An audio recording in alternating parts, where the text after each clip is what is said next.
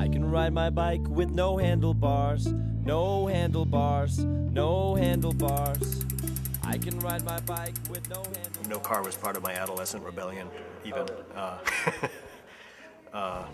So look at me, hands in the air like it's good to be alive. And I'm a famous rapper, even when the paths are all crookedy. I can show you how to do-si-do. I can show you how to scratch a record. I can take apart the remote. I ride a bike because it's a lot of fun. It's a good way to commute.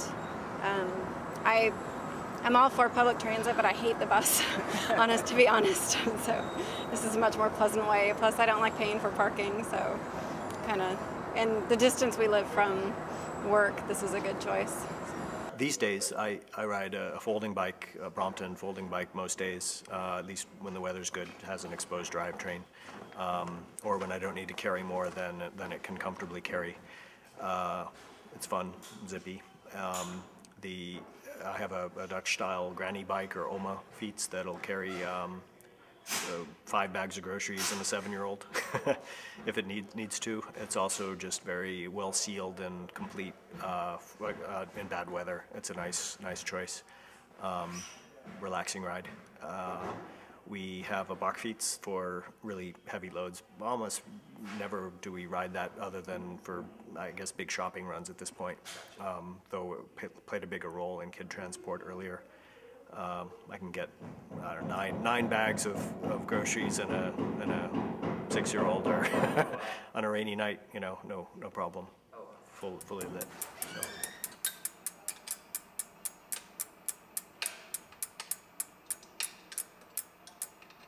Back together. I'm hoping that the bike industry in Portland is moving towards car alternative type of biking. I really want to see. I mean, racing's awesome and great as far as sport goes, but what makes Portland unique is there's a lot of people, like, I've never raced anything in my life, but I don't own a car.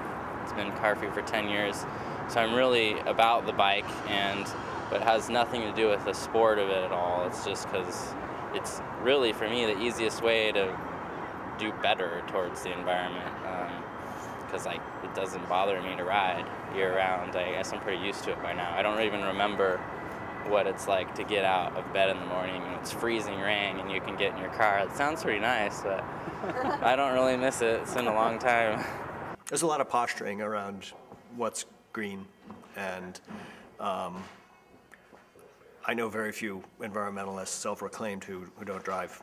Although building a bike isn't really that environmental, you're using non-renewable resources like steel, and you're heating it up, and lots of nasty stuff gets put in the air. It's way better than, you know, the manufacture of a car. I don't use 20,000 gallons of fresh water or anything, but I'm definitely, it's not like an environmental, it's not like a zero impact thing at all. I mean, once it's built and you can ride it, then it's less impact, but I certainly try to powder coat instead of wet paint, which is better, but it's still not amazing. I think that ideally I'd just do like stainless and not paint at all, because I think that's one of the nastiest parts of a bike build is the paint.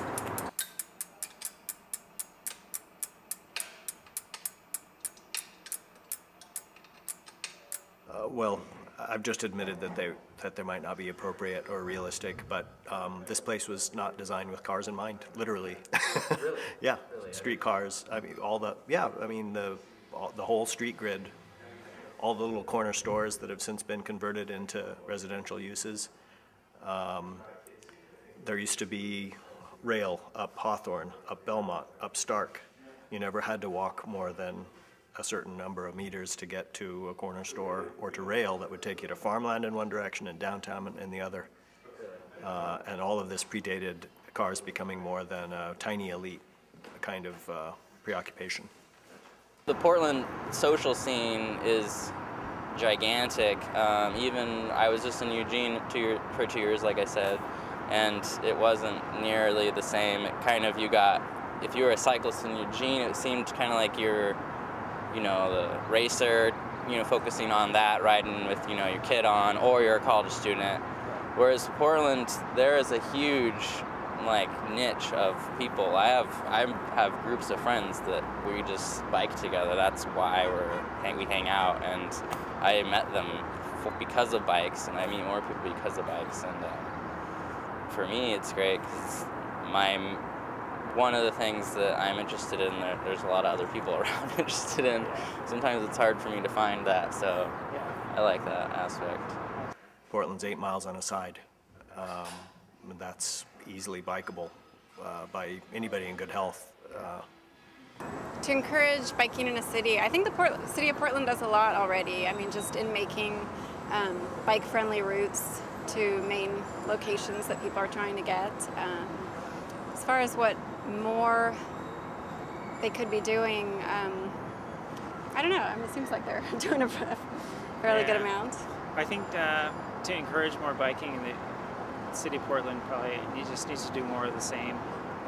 More of the bike boulevards, more bike lanes, dedicated bike paths. Yeah, the best tip I would give for if you want to get rid of your car, have less dependence on your car, is buy awesome rain gear or start in the spring, summer, because you just won't last if you're not comfortable on the bike. So first of all, you should have a bike that you're excited about and it's very comfortable and it doesn't cause you problems all the time, and have Portland rain gear that's bomb-proof. I have one winter I bought all new rain gear and I spent $700. It's more than a lot of people have in their bikes, but I don't get uncomfortable usually. So, and that's key, because who wants to get sick all the time from being freezing and wet every day on your commute? There's, it rains more than it doesn't here, and also just make I would also suggest just make like a financial list of how much you're really saving by not driving. It adds up pretty quick. I can't even imagine affording a car now because I haven't had to so long. And really my only limitation is going to another city. And there's still Amtrak, $5, put your bike on it. I mean, I don't really miss it much. And I have a 3-year-old. She likes the trailer. I have a couple different seats, so. Bicycle, bicycle, bicycle. I want to